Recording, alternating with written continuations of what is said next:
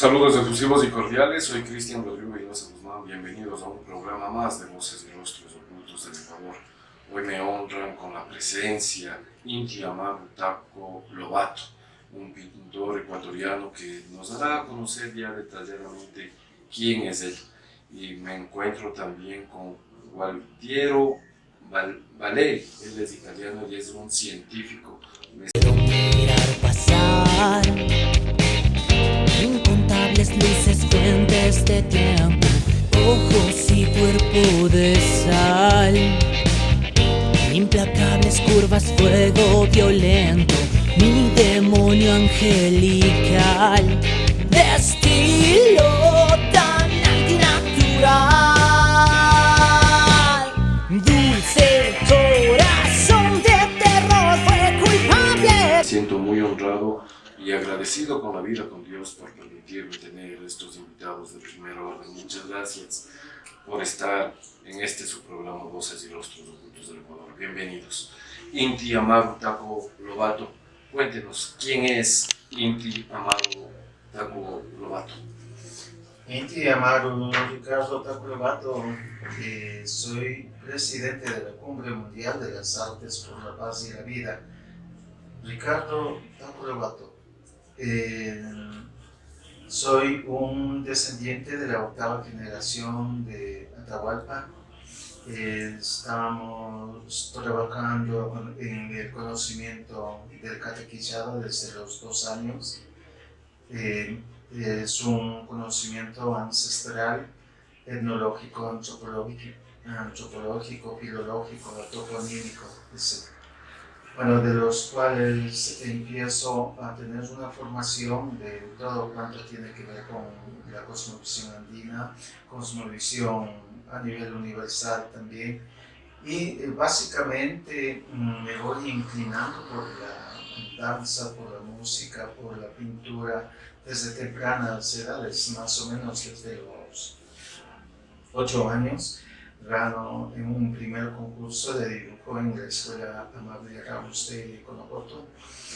Ese fue uno de los motivos por los cuales me pude ir ratificando, ¿no? y profundizando, y más que todo las ideas, la vivencia que uno se tiene, ¿no? El momento de nuestro crecimiento pues influye muchísimo. Entonces, en esto, ¿por qué soy pintor? Mientras iba a la escuela en momentos determinados, ¿no? Había una cuesta que subir la calle Luisa Proaño, y entre González Suárez y Luisa Proaño vivía. Y para subir a la escuela había una cuesta, en la cual al final había una casa colonial, ¿no? Que estaba un pintor y siempre tenía la ventana abierta, pero cada vez que yo pasaba por ahí, siempre este caballero cerraba la ventana porque no le gustaba que le miraran. Y en un día determinado, por la molestia que él tenía, porque yo le quedaba mirando lo que pintaba, me echó un poco de agua desde la ventana. Entonces, desde ese momento yo decidí ser pintor, ¿no? Me gustaba y dibujaba en todos los papeles, cartones, tablas, todo lo que encontraba. Relacionado con la pintura, con la música, no se diga, era un estímulo importantísimo, y más aún siendo partícipe de las festividades, ¿no? que teníamos en la parroquia. Era fabuloso tener una recreación de todas estas manifestaciones en el dibujo, en la pintura. Cuando usted inicia a pintar justamente, ¿es por la carencia en la que se vive lo que empiezan a pintar de esa manera, por ejemplo, con semillas, con los dedos en la tierra, en cartones, con carbones? Es por nuestra identidad, de donde Claro. surgimos, de donde salimos a lucharle a la vida, ¿no? Así es, porque no se puede tener un material de calidad, porque primeramente se desconoce, ¿no?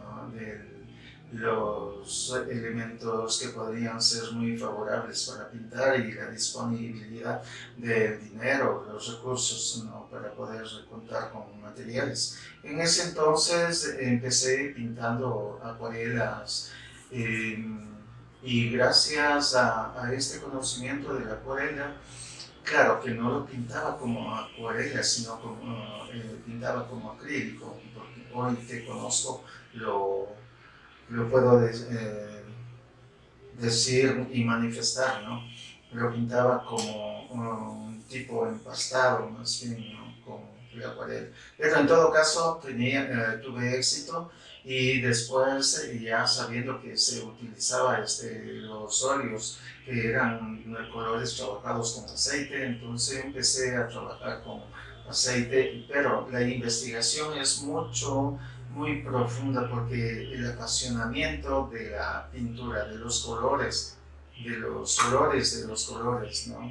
Ya me daba cierta... Un estímulo. Exacto, era necesario investigar, era necesario conocer. Y voy estudiando ya los materiales con los que han empezado grandes maestros de la pintura, y tuve la suerte de encontrar los materiales básicos que utilizaba Rembrandt, Renoir, Degas, Hayes, ¿no? Un material para mí precioso que andaba a llevar el libro para... Sí, depende mucho de los materiales, maestro. Sí, conozco mucho. Ahora puedo reproducir una obra clásica con los materiales similares de lo que utilizaba Rembrandt o Renoir o Degas o de Hayes. Bueno, de algunos, Miro, por ejemplo, que ya es un poco más contemporáneo. Pero lo fantástico de todo esto es que ir profundizando dentro del color y conociendo a los grandes maestros, el ejercicio que tenían.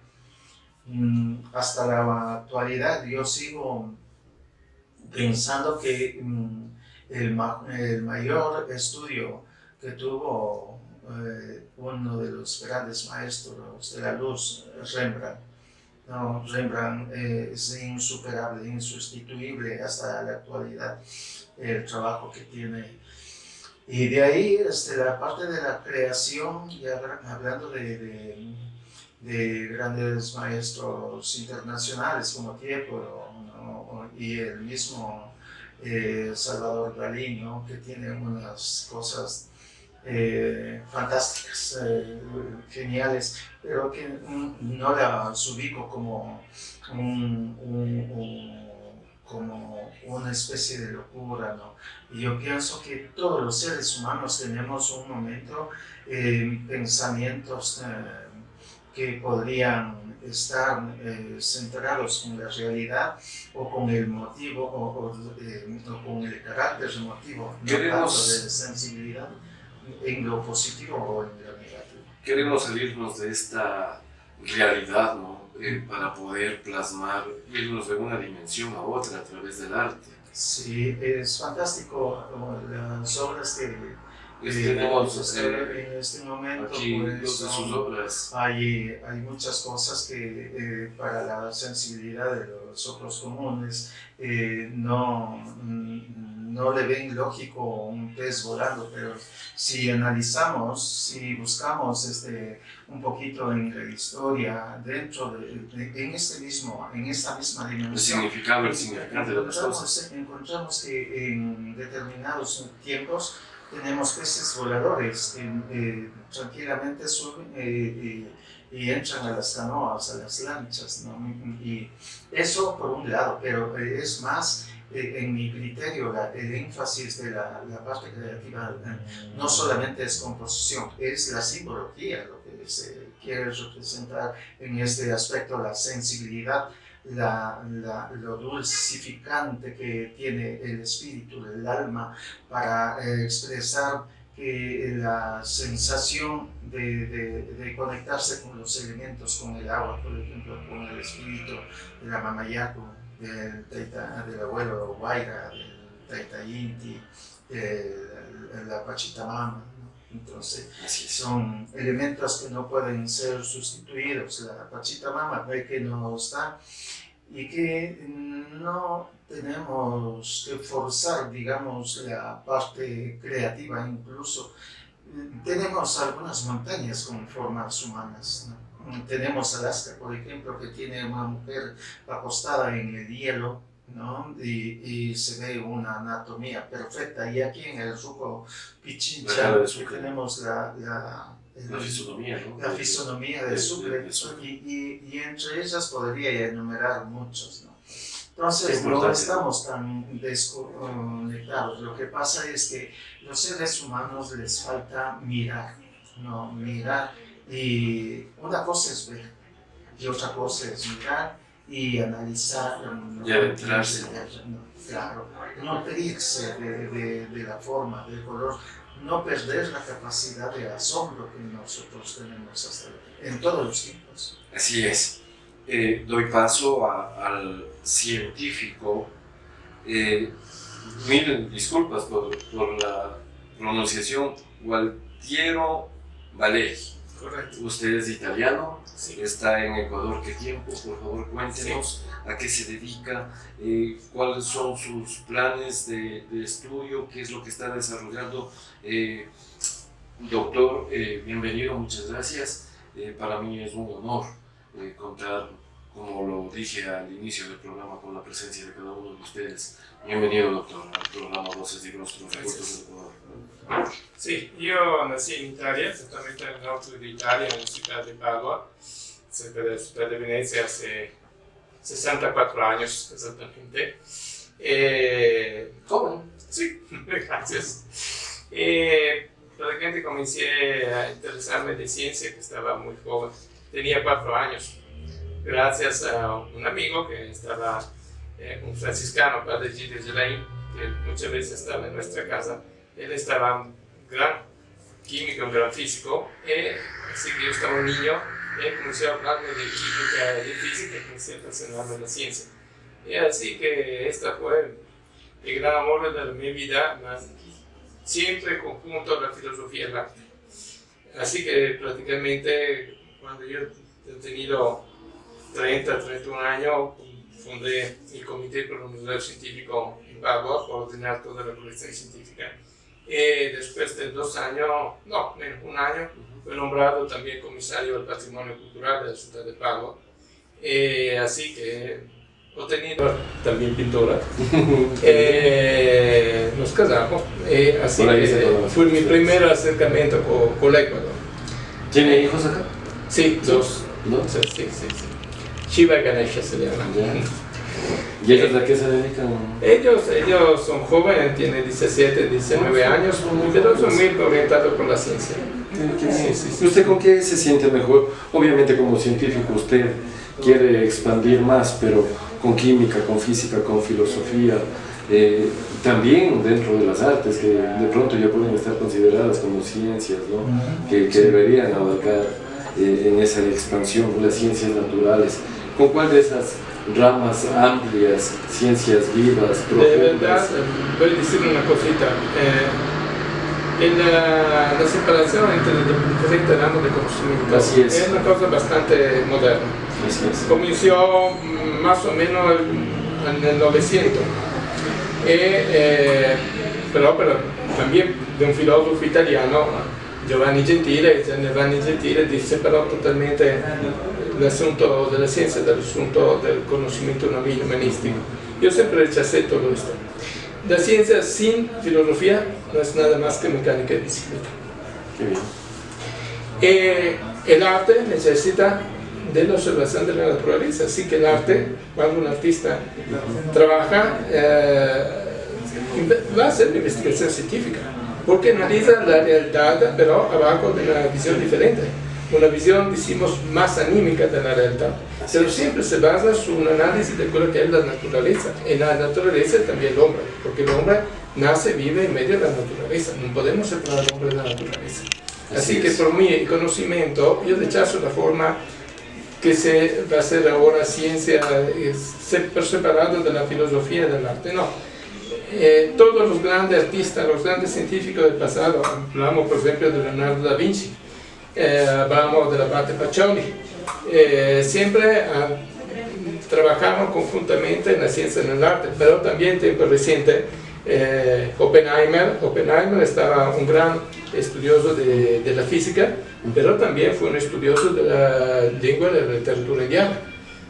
Así que también procedía con conocimiento científico humanístico. Albert Einstein, tal vez yo le dediqué prácticamente todo a Albert Einstein. Tal vez es más interesante cuando Albert Einstein se pone a hacer observaciones sociales y filosóficas que en el campo científico. Tal vez es más novedoso de lectura Albert Einstein filósofo que Albert Einstein físico. Y de otro lado, un trabajo científico como aquello de Albert Einstein no podía nacer sin un soporte muy profundo, de una filosofía muy profunda del mundo de la verdad. Doctor, en este sentido, ¿usted en el país está desarrollando algún aspecto científico, algunos estudios? Aquí, dentro de ciencias naturales, sí, del campo, o dónde se está planteando con los varios temas que usted maneja y por, sí, claro, por ende científico, ¿no?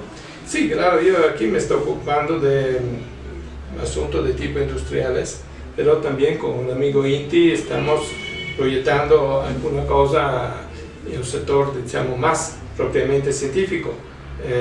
Además de que la actividad artística de la fundación de Inti, por ejemplo, estamos hablando de una universidad para los pueblos ancestrales, fundada su concepto totalmente diferente de la universidad de matriz occidental, más inspirada, por decir, a la escuela de Atenas, por decir, ¿no? Estamos hablando de fundar aquí un instituto de filología clásica.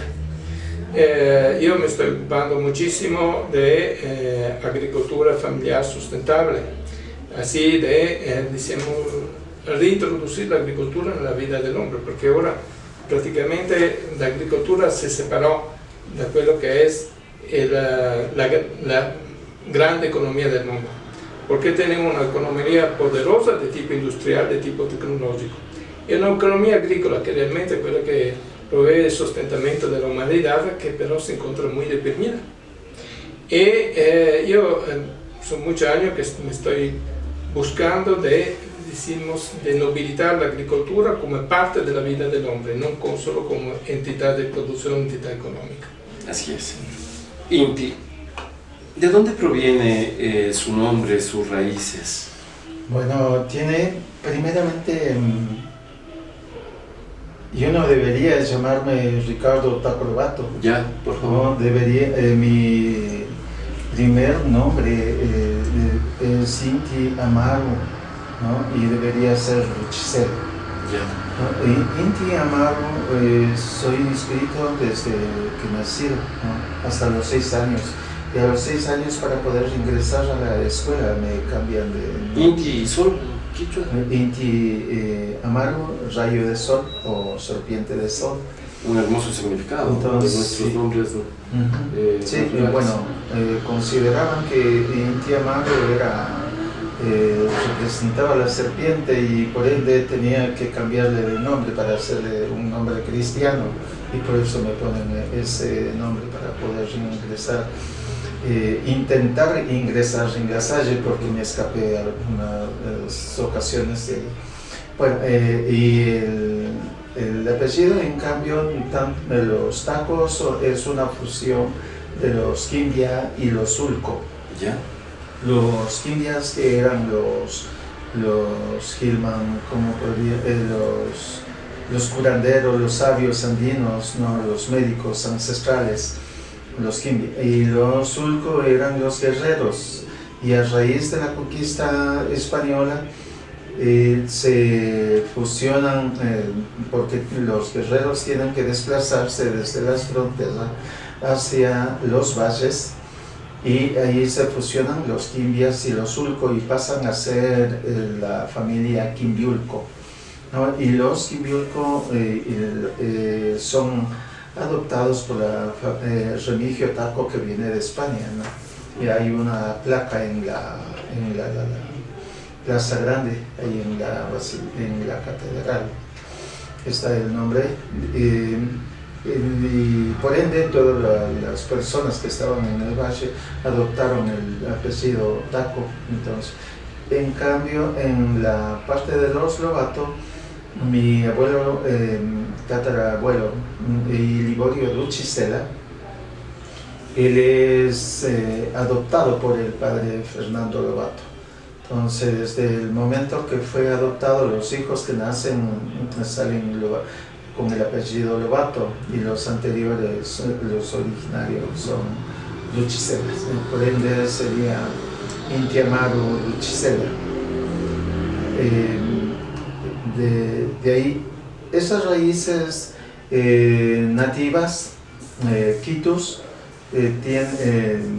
pues llevo en la sangre, porque tanto para las manifestaciones tradicionales como las festividades, y dentro de ello se produce la música, se produce la pintura, la danza, ¿no? Y todas las expresiones culturales que tenemos ancestrales. Entonces voy explotando determinadas cosas, y entre ellas la música, y voy buscando sonidos de cómo representar a la naturaleza, y voy buscando instrumentos como el bambú, la tunda, el carrizo, las maderas, el sonido de las hojas, del agua, del aire, que es todo diferente, relacionado a la Pachamama. Claro. Y entonces y voy armonizándole y haciéndole música, y de tal forma de que eso logro hacerle una amalgama de sonidos, y se produce la música que se conoce en este momento. Bueno, no la he difundido mucho, porque pienso en lo futuro recrearla con representación visual, ¿no? Más técnicamente, ya ayudándome con la tecnología actual, ¿no? Entonces, pero en todo caso, la música, con la música tengo un gran éxito también de representar a mi país como uno de los 10 compositores de música New Age en el mundo, y donde fui ratificado en Polonia, y por ende me dieron la nacionalidad francesa. Por la música. Por la música, sí, estuvo no recuerdo el nombre claramente del señor alcalde que me hizo la invitación, y por ende pues ya se hizo toda la papelería, y tengo la nacionalidad ecuatoriano-francesa. Pero la música no ha sido solamente la única manifestación que he venido recreando, sino la pintura, y también la danza, la medicina, ¿no? Ancestral. Medicina ancestral, sí, soy médico ancestral. Bueno, tengo otros estudios también, psicología, medicina. Qué importante, ¿no? Intenté terminar medicina alopática, pero me retiré el último año. Pero en todo caso, el conocimiento ancestral en diferentes áreas es fabuloso, porque abarca todo, es un todo. La medicina se relaciona con el color, con el sonido, con la textura de la tierra, con la energía de las plantas, la energía del sol, el agua, el fuego, ¿no? Entonces, es un elemento complementario que me ayuda a despuntar y alimentar tanto la representación de la cromática para mis pinturas. ¿Dónde están sus pinturas, maestro? Están obviamente en el país, pero ¿en qué países nomás usted ha podido salir por el arte, ¿no? A representarnos? Pienso que enumerar en cuales he estado en 52 países, ¿no? En los cuales por A o B razón siempre se han quedado las pinturas, pero sí puedo referirme a Argentina, a Chile, a una determinada empresa antes de que quebrara acá en Ecuador, donde entregaba cerca de unas 3.700 obras que lo entregaban junto con las ventas de los muebles tanto de cocina, de sala, comedor, etc. Entonces, eso uno no se puede decir se fue para tanto, para tal o cual. Lo que sí puedo decir es está en la universidad. En las galerías. Sí, en este momento está en una de las galerías en Puerto Rico. Está otra en España y otra que está en una gira itinerante en España, que está dirigida por el maestro José Carmona, que es un maestro que está haciendo las exhibiciones colectivas de algunos autores a nivel mundial. ¿Y usted qué expresa con sus obras, maestro? Vemos dos de sus grandes obras. Bueno, usted es paisajístico, le gusta pintar la naturaleza, le gusta pintar a la mujer, a la vida, qué sé yo. ¿En qué más sí, usted se pienso,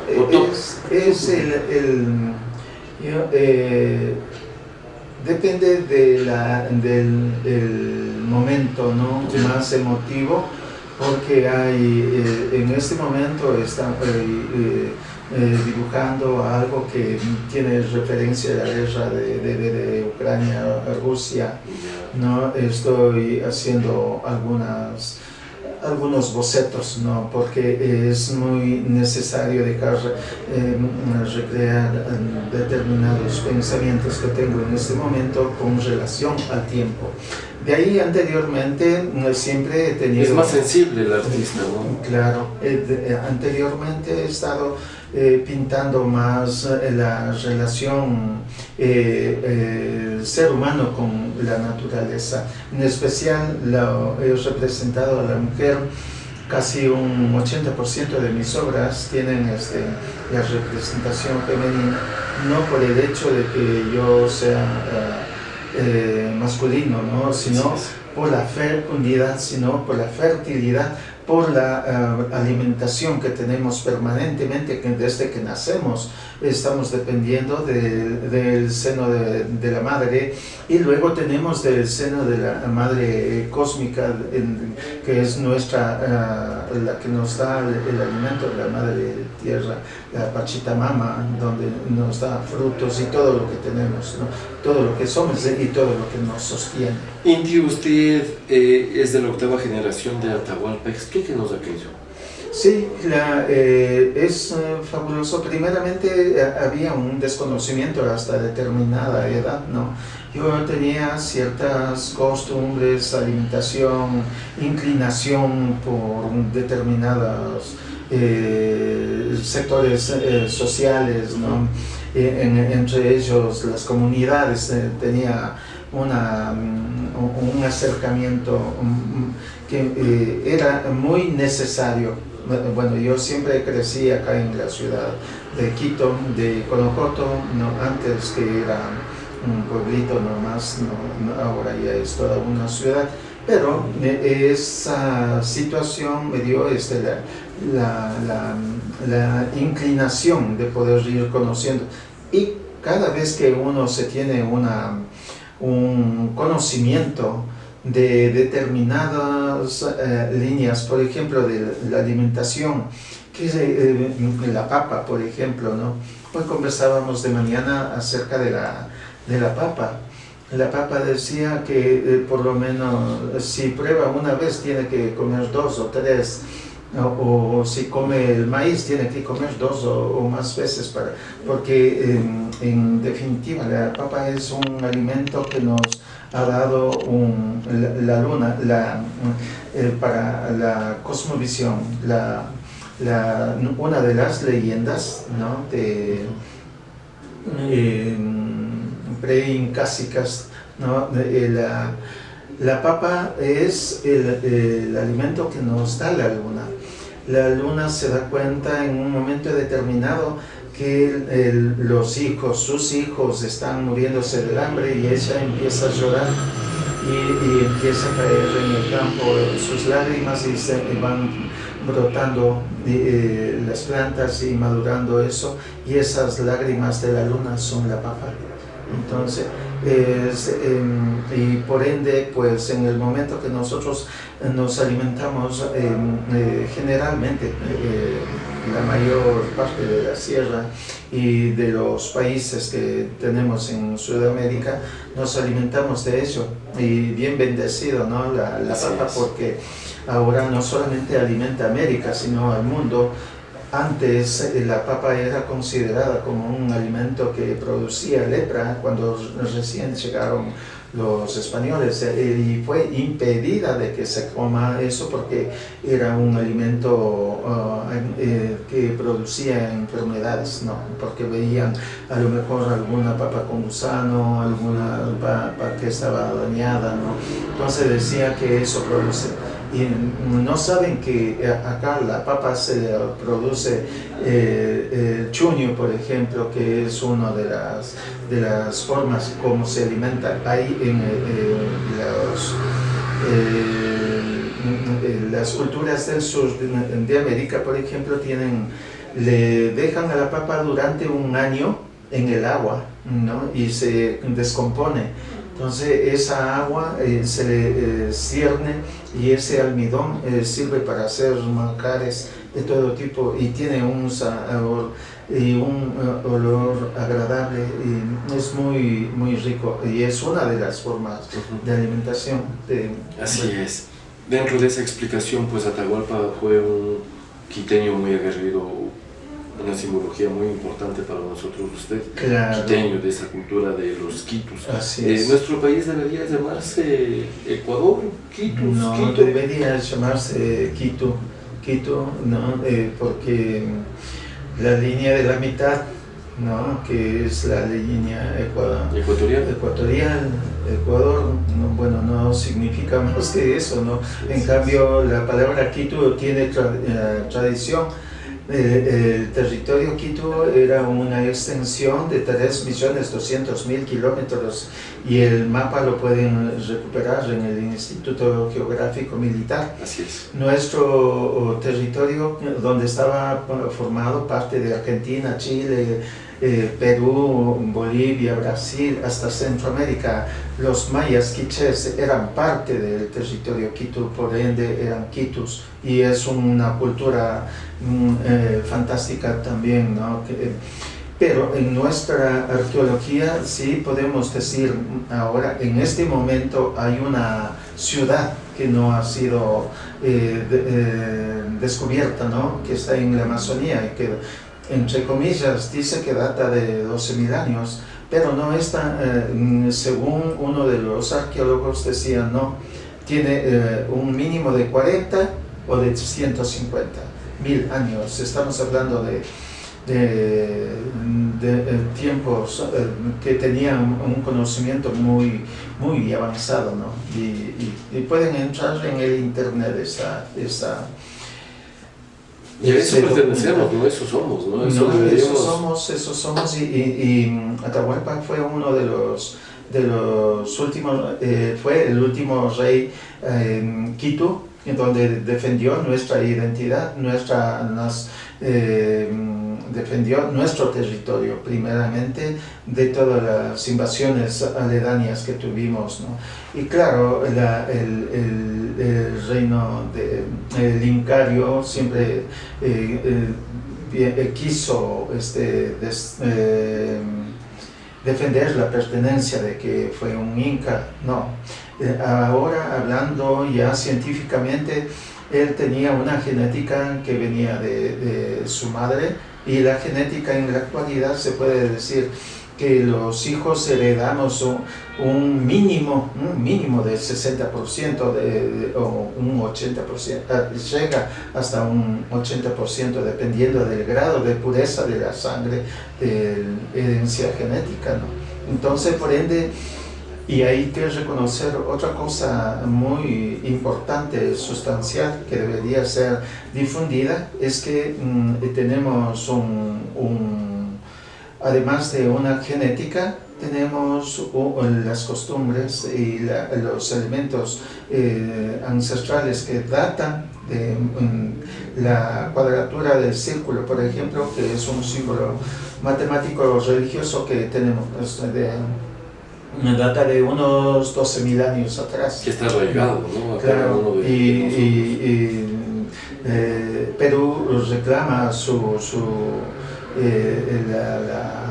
pertenencia, su conocimiento del Pi 314 basado en la Cruz del Sur, cuando no coincide para nada geográficamente. El único punto centro de la Tierra se llama Quito, en donde sí se puede decir el 20 de marzo, donde traza la línea vertical, y la horizontal el 21 de junio, marcándose el Pi 314. No es 31416 la fórmula que manejamos en la actualidad, pero nosotros teníamos ya una escasa grado, digamos, de exactitud, porque en ese tiempo, de hace unos 12, 10.000 años atrás, teníamos un conocimiento de la dimensión que tenía desde la Tierra hacia la Luna, de la Tierra hacia el Sol. Éramos astrónomos, mientras, me disculpan, Europa todavía no había evolucionado, ¿no? Y tenemos acá esa pertenencia de nuestro conocimiento del Pi 314, y no es del Perú. No es del Perú porque le manifiesto de que en ningún momento le podemos mover el eje de la Tierra, ni también cambiarle el curso del Sol para que pueda proyectarse el centro en el Perú y pueda desde ahí basarnos lo indomables. Hemos sido indomables, ¿no? ¿Aguerridos? Sí, hemos sido, nuestros abuelos, nuestras mamás, nuestros taitas nunca se rindieron y prefirieron quebrar sus piernas para que no sean sirvientes de los españoles o de los incas, ¿no? O preferían desaparecer familias completas, y es así como tenemos una parte del Puriucto acá cerca de los Atis, de las lagunas de los Atis, donde se cree que se enterraron vivos muchas familias, y una de las historias que no estoy 100% exacto, digamos, que Rumiñahui enterró un poco de oro junto con las familias, ¿no? Entonces se enterraron vivas para no ser sirvientes de nadie. Somos, por siempre, hemos sido indomables en diferentes aspectos, y seguimos acá. Ya vemos como unas 250.000 familias todavía, y lo digo con orgullo. Estamos vivos y seguimos luchando y seguimos trabajando. Lo ratifico esto por los apellidos. Se siente con identidad, ¿no, maestro? Y con ese aspecto, ¿qué pasa con nosotros los mestizos, que nos sentimos más de allá que de acá? Bueno, yo pienso algunos, ¿no? El desconocimiento de su historia lo hace inclinar. Yo pienso que si conocieran un poquito más de la historia, nada más solamente de conocer la historia, verdadera historia, que está en parte en la Biblioteca de Indias, que está en España, en Salamanca. Está en Salamanca, está ¿cómo se llama? Bueno, está también en el Palacio de Cristal, en Francia, está en una parte en Colombia, ¿no? Porque hay que tomar en cuenta que en el momento que se hace la división del virreinato del Perú, se llevaron la información y destruyeron una gran parte, pero una parte queda en Colombia y otra parte se van para España, ¿no? Solamente Salamanca no,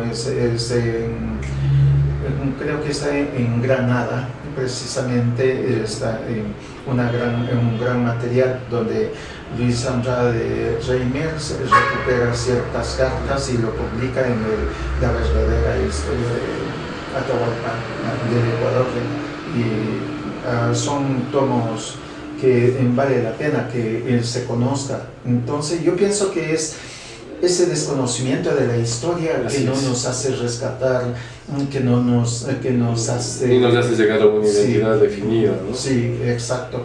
De ahí hay que tomar en cuenta, como le dije, que pasaron como 320 años para que venga la primera mujer europea para acá, a América, ¿no? De ahí se podría decir que habrían bien poquísimos, pero hay que tomar en cuenta también que se dio un mestizaje porque las españolas preferían estar con los nativos que estar con los mismos españoles, porque eran mala gente.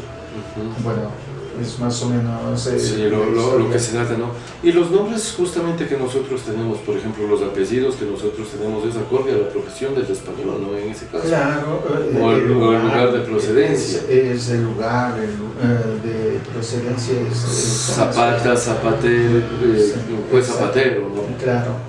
Así es. Por poner varios ejemplos. Es la profesión que tenían. La profesión que tenían, el lugar donde vivían, apellidos con nombres de frutos, inclusive Naranjo, Peralta, etcétera, ¿no? Sí, así es. Por supuesto, y por eso yo pienso que todos los, entre comillas, los Suárez, los Chiriboga, todos estos apellidos que entre comillas se tirarían de blanqueados, ¿no? Así es. Entonces no son más que el producto de determinada actividad o de determinado sector, ¿no? De donde provenía. De ahí lo más importante es el ser humano, ¿no? El ser humano, porque el compartir no le hace más importante porque es más blanco o es más moreno, no, sino de las acciones que hace, de las actividades que hace por ayudarle a vivir, por mantenerle nuestra geografía, nuestra Pachamama, de cuidar eso, ¿no? Porque en un momento determinado, en ese momento, si se diera una tercera guerra mundial, ¿cómo van ni blancos, ni negros, ni yo, nadie, en absoluto tendríamos el poder de pelear por agua, por frutos, por hortalizas, por todo lo que nos da la tierra, ¿no? Todos somos útiles, todos somos importantes, todos somos una pieza fundamental, clave. Fundamental, exactamente, para la evolución de nuestro universo, no solamente de nuestra Pachitana. Y con los nombres nuestros nativos, ¿qué es lo que pasa? Bueno, primeramente es la identificación genética, ¿no? De dónde venimos, de dónde pertenecemos, qué somos y hacia dónde vamos, qué estamos pensando. Bueno, lastimosamente en este momento podríamos enumerar algunos apellidos y algunos nombres de mi misma familia que llegaron a unos niveles económicos muy elevados, importantes, ¿no? O podríamos manifestar a un Soros, ¿no? Que es dueño de su gran cantidad de dinero que existente en el planeta, pero ¿qué importancia tiene en este momento? Si no es más bien una posibilidad destructiva para el ser humano, porque yo pienso que todos los seres humanos deberían pues preocuparse de su aunque sea de su parcela, como digo, ¿no? Preocuparse de la parcela, de que esté bien cuidada y de que podamos armonizar y tengamos agua, que es lo que nos daría vida, un espacio y comunicarnos la parte humana, esta parte de la pintura o de la música. Bueno, y hay muchas otras profesiones que nos permiten fusionarnos y entendernos como seres humanos y considerarnos como tales, como seres racionales. Doctor, en ese sentido, la ciencia, ¿cómo tendría que inmiscuirse para recuperar a través de todo el aspecto profundo humano? La ciencia exactamente es un asunto de tipo espiritual, porque debemos distinguir claramente la ciencia de la tecnología. Hoy muchas veces la persona habla de ciencia, realmente se habla de tecnología, porque hablamos de un fármaco, es tecnología. Hablamos de una computadora, es tecnología, no es ciencia. La ciencia es una investigación de tipo espiritual. En la antigua alquimia de procedencia judaico-árabe cristiana, la naturaleza es un reflejo de Dios. Así, cuando el científico se confronta con la naturaleza, se confronta con Dios. ¿Y qué es Dios? Es el motor del cosmos, porque nosotros tenemos una visión muy antropomorfa de Dios. ¿Están errados netamente en ese sentido los agnósticos, los ateos? Yo estaba exactamente hablando con un amigo hace 2 días de esto. Él explicaba que cuando nosotros hablamos de Dios, nosotros identificamos a Dios como una entidad bastante antropomorfa, porque nuestra palabra Dios desciende del romano Deus, que desciende del greco Zeus. Zeus no fue un dios verdadero, estaba un titán. Estaba nieto de Urano, que era un dios primordial, pero estaba hijo de Titán. Él estaba un titán, así que un dios de segundo orden. Y nuestra visión de Dios es muy antropomorfa. Si nosotros procedemos en las civilizaciones más antiguas, por ejemplo en África, porque una parte dominante de nuestro conocimiento ligada al África, esto lo explica Platón en el Timeo. En África tenemos una visión de Dios, por ejemplo en la cultura yoruba se llama Olodumare, que es una entidad, una inteligencia afuera del espacio y del tiempo, un ordenador cósmico. Así que el hombre nace con este concepto, que pero no el concepto del Dios antropomorfo, del catolicismo, de otras religiones, ma un concepto, decimos, más complejo. Es un concepto primitivo, originario, como tenemos el concepto de línea recta. No podemos decir que es una línea recta, pero todos tenemos el concepto de línea recta. Así que nacimos con este concepto de Dios, que es el ordenador del cosmos, el motor del cosmos, la inteligencia que domina toda la naturaleza, todo el universo y también el hombre. Y así que realmente el verdadero objetivo de la investigación científica es establecer el enlace que tiene el hombre con la naturaleza y con el cosmos. Este es el verdadero objetivo de la ciencia. La tecnología está por una otra cosa. La tecnología sirve porque nosotros podemos tener una vida cada día menos compleja. Por ejemplo, nosotros empleamos un teléfono celular por comunicar con una persona que está a 10.000 kilómetros de distancia. Esto es cosa de utilitarístico, como cuando se inventó la rueda. Estaba algo de utilitarístico. Pero, por ejemplo, tenemos civilizaciones que han tenido un desarrollo tecnológico diferente. Pongo un caso. Al tiempo que llegaban aquí los españoles, los incas no tenían mucho de metalurgia, no tenían metalurgia de hierro, pero también no tenían los egipcios. ¿Por qué? No porque no estaba capaz de hacerlo, sino porque para desarrollar el hierro, pero tener el hierro metálico, se necesita una gran cantidad de energía y no está conveniente. Cuando nosotros podemos emplear igualmente la madera o la piedra o el bronce, ¿por qué emplear una así grande cantidad de energía? No estaban hechos para hacerlo, porque al tiempo de los incas se trabajaban objetos en platino, que tienen la temperatura de fusión de 1800 grados, 400 grados más del hierro. Así que no estaba un problema tecnológico, más estaba un problema, decimos, de economía de vida. No se empleaban recursos que no estaban necesarios. Los egipcios, hasta el 1300 a.C., entre 1300 años, a pesar que tenían un gran nivel tecnológico, pero no empleaba ropa, casi por nada, y no empleaba hierro. ¿Por qué? Porque estaba algo de necesario. Y así que, si nosotros miramos los pueblos de Amazonía, tiene un estilo de vida en total equilibrio con la naturaleza. Y también su nivel de tecnología le permite de vivir en un ambiente que es bastante hostil. Pero vive muy bien, porque tiene un conocimiento de su ambiente que le permite de vivir. Así que no ha tenido un desarrollo tecnológico del tipo occidental, pero tiene un subtipo, entre comillas, de tecnología que le permite de vivir en un ambiente que es objetivamente bastante difícil.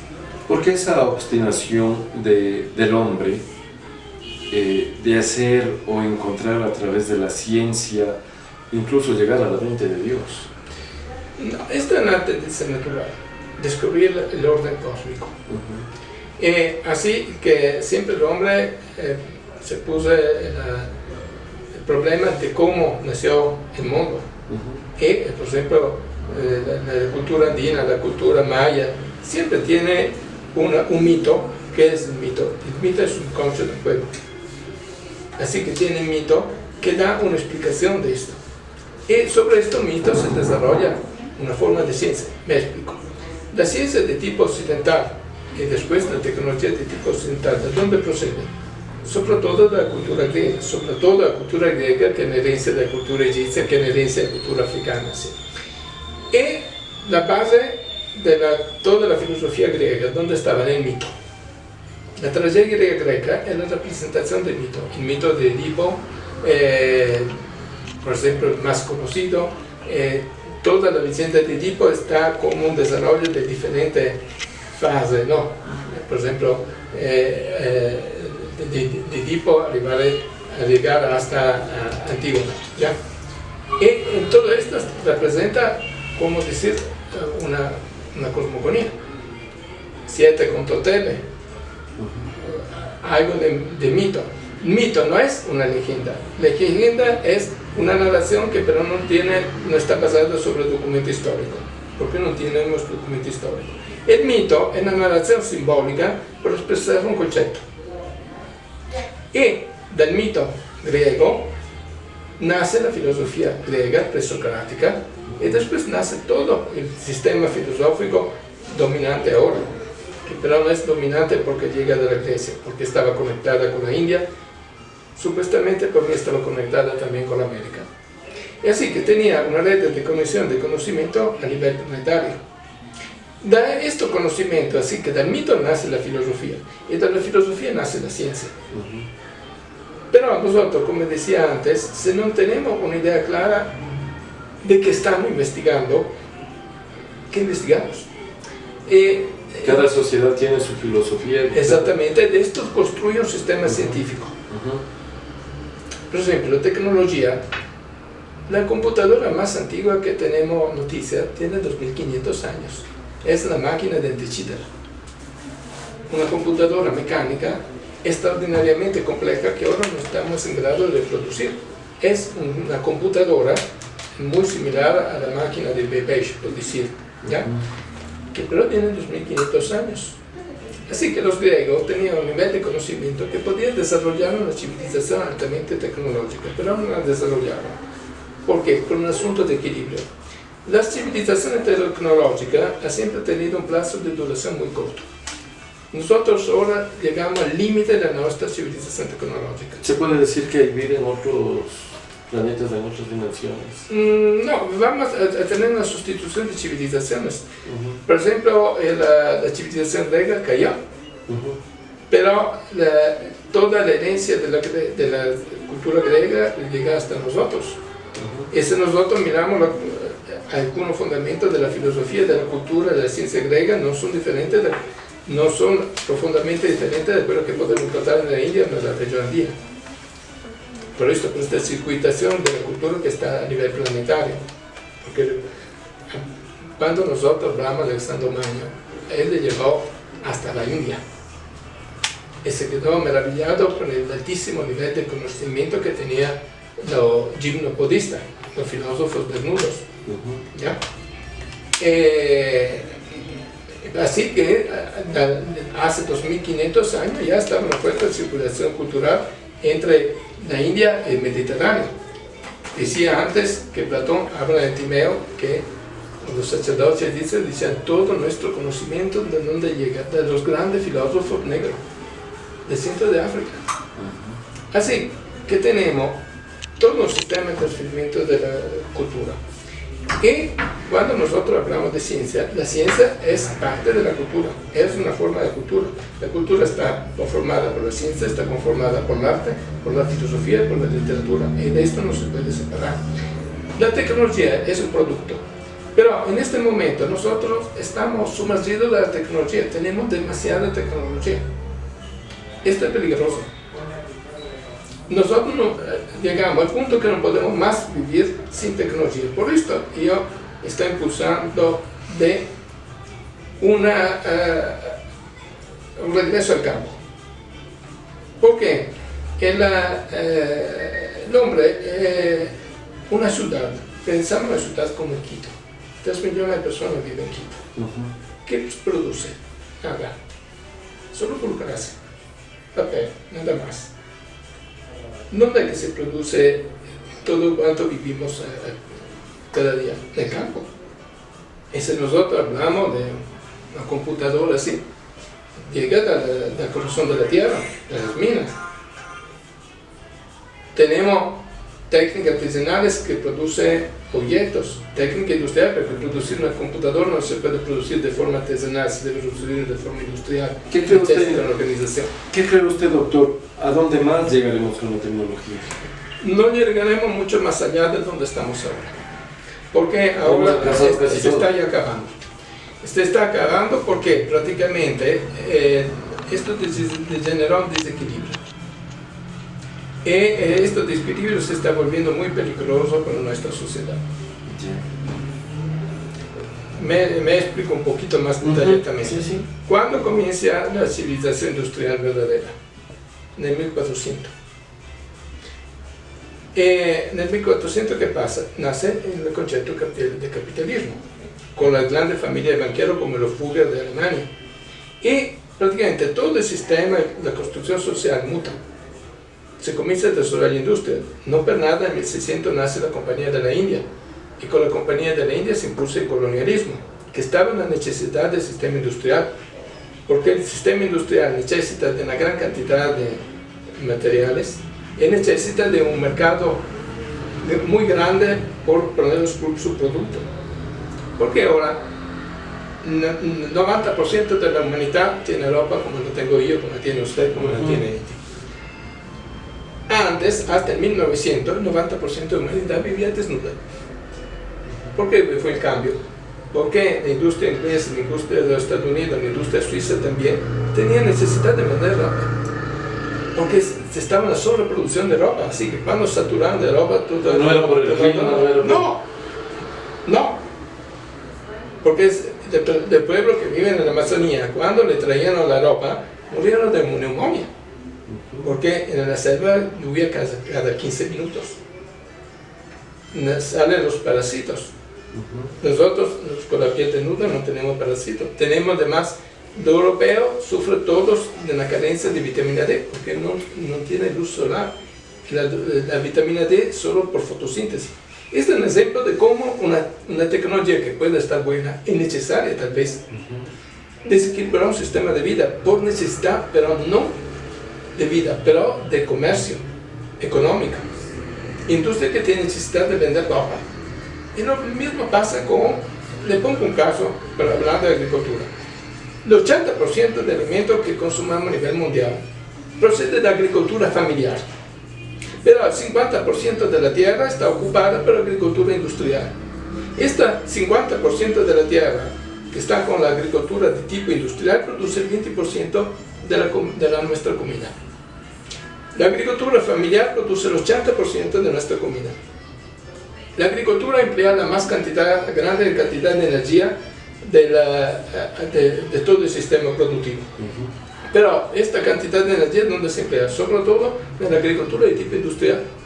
Porque la agricultura de tipo familiar necesita de muy poca energía y sobre todo de muy poca agua. ¿Ya? Así que estamos, de la agricultura y de la ropa son dos ejemplos. Pero Todo nuestro sistema se está desequilibrando. Estamos locos de tecnología. Muchas veces tecnología no necesaria, porque algunas tecnologías son necesarias. Si nosotros vamos en medio de selva, encontramos comunidad de guaraní que tiene en su cabaña tiene una computadora, porque le sirve. Pero quello que no le sirve no tiene. Ponemos un caso sencillo, a nivel de un sistema de tipo occidental, los Amish del norte de América. Los Amish, por su religión, no tienen ningún tipo de tecnología que no está necesaria. Y antes de adoptar una tecnología discutes años, si adoptarla o no. Por su caso, si está conforme con la escritura o no. La escritura como que un sistema de conocimiento, un sistema de orden social, como los otros. Pero los Amish, les voy a decir una cosa, la población de los Amish creció 5 veces más que la población de la eminente población de los Estados Unidos. Ahora, a nivel de Europa y de Estados Unidos, tenemos una fertilidad bajísima. Está abajo del 1.5 hijos por mujer. El equilibrio está a 2.1. En Ecuador estamos a 2.1 hijos por mujer. Con esta persona. Fertilidad en África en promedio 5.6. Esto, el éxito biológico significa también el éxito de la sociedad. Si la sociedad se contrae como número, significa que no está teniendo un gran éxito. Ahora miramos que los países más tecnológicos, más económicamente adelantados, como se dice, es el que tiene fertilidad más baja. Los países más, decimos, retrasados a nivel tecnológico y económico son aquellos que tienen la fertilidad más alta. Más vida. Sí. Ahora, Más la vida África sin tiene una 1.400 millones de personas. La India, 1.400 millones de personas, igualmente la China, 1.400 millones de personas. Así que nosotros miramos 4.200 millones de personas del mundo, sobre 8.000 millones, son africanos, indianos o chinos. A cerrar las computadoras. Nosotros vamos a y empezar seguir haciendo vida. Porque los Amish, que no tienen un nivel tecnológico muy desarrollado, tienen el mínimo correcto de tecnología, pero su fertilidad está 4 veces de quella del remanente de los Estados Unidos. Algo significa. ¿Qué datos más importantes, profesor? Inti, unas últimas palabras, por favor, nos queda muy corto el tiempo, como grandes conocedores de varios temas, del arte ancestral, de la pintura, de esa mística por reconocernos de dónde somos, en realidad, pues, sentirnos orgullosos, ¿no? En el buen sentido de la palabra, de dónde somos, hacia dónde queremos llegar a través del arte, pues, un pintor quiteño, ecuatoriano, Inti Amaru Taco Lobato, que en realidad, pues, él nos dice, este es mi nombre, es a esta raíz a la que yo me pertenezco. Inti, muchas gracias por estar en el programa Voces y Rostros Ocultos del Ecuador. Me siento nuevamente, le reitero, muy honrado, agradecerle a usted, al doctor, por la presencia. Un último mensaje, por favor. Sí, que se pase el doctor. Que se pasen un momentito por las canchas del INFA. Ahí está el mural más grande de Latinoamérica, que fue ejecutado con varios artistas del mundo. Es mi proyecto que se logró. ¿Dónde queda justamente en Conocoto, ya. en las Canchas del INFA. en el INFA, ahí en las canchas del INFA, que visiten, que conozcan un poquito de lo que se está proyectando en lo futuro, porque vamos en pos de alcanzar los récords Guinness con la elaboración del mural en técnica mixta de esculto-pintura. En lo futuro, pues, estaremos anunciándole con la participación igual de grandes maestros del mundo, algunos compañeros y compañeras de acá del Ecuador, y que sigamos que miremos la vida es demasiado corta, estudiemos un poquito, sepamos quiénes somos, de dónde venimos y la importancia que tiene el conocer la historia, ¿no? Porque nuestro país es uno de los países más ricos del planeta culturalmente y también en la culinaria y todo. Sí, es importante conocerlo, porque si no, una cultura que está, la población que desconoce sus raíces está destinada a adoptar cualquier tendencia que nos impone el mundo, ¿no? Y eso yo creo que mucho más importante es saber de dónde venimos, quiénes somos y qué debemos hacer, hacia dónde debemos encaminarnos. Como bien decía el compañero Gualtiero, hay que cuidar esa parte de la vida, hay que cuidar esa parte de las culturas a la cual nos pertenecemos. Un abrazo, les invito a que conozcan la página de la Cumbre Mundial de las Artes por la Paz y la Vida. Maestro, muchas gracias. Doctor. Sí, primero fue mucho gusto por mí exponer un poquito algún concepto a los cuales yo en los últimos años estoy dedicando mucho tiempo, porque la ciencia y la tecnología deben convertirse en algo útil por la vida del hombre. La ciencia espiritualmente y la tecnología por la vida práctica. Así es. Y así hoy os ponía un poquito, aprovechando de pasarme un poquito con el discurso del amigo Inti, que trabajamos juntos, algunos asuntos. Y yo creo que realmente aquí el país, yo soy prácticamente ahora totalmente ecuatoriano. Los mis átomos, después de 15 años aquí, son todos ecuatorianos. Bienvenido, doctor. Gracias. Amén, en sus palabras. Yo creo que aquí el país necesita mucho una cosa, de recuperar su cultura. Porque ahora la persona aquí está muy orientada a importar modelos de cultura que no le pertenece y que además son modelos culturales fallidos, totalmente fallidos. Aquí se tiene una grandísima riqueza cultural, toda la cultura incaica, preincaica, la cultura amazónica son formas de cultura muy productiva, porque nosotros realmente estudiando los pueblos originarios aquí de la América podemos desarrollar un modelo de vida, de sociedad, de economía más sustentables y más a medida de hombre. Así que una cosa que recomiendo muchísimo a los amigos ecuatorianos es dedicarse mucho más a estudiar su propia cultura, su propia identidad y dejar de estudiar cosas que ya se han desarrollado en Occidente y que no han traído ningún éxito. A escuchar, chicos, el mensaje de dos grandes científicos, artistas, científicos. ¿Quién les habla? Como les decía tras cámaras, pues me sentía tan pequeñito, les decía, conversando con ustedes por el vasto conocimiento que ustedes tienen, pero lo que sí me queda claro es que el único ordenador del cosmos, del mundo, es Dios. Muchas gracias, soy Cristian Rodrigo Vinuesa Guzmán, hasta la próxima. Incontables luces, fuentes de tiempo, ojos y cuerpo de sal. Implacables curvas, fuego violento, mi demonio angelical. De estilo tan antinatural. Dulce corazón de terror fue culpable de mi ilusión. Hasta amado por mi atención, me he rendido bajo tus hechizos.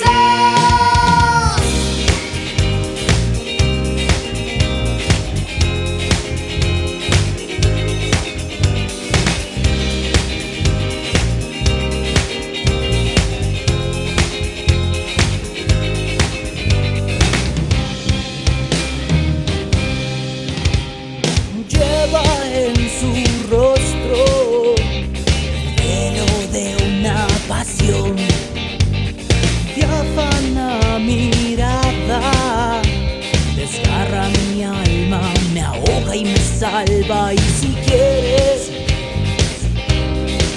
solo si quieres, y si quieres, podría causar un tifón.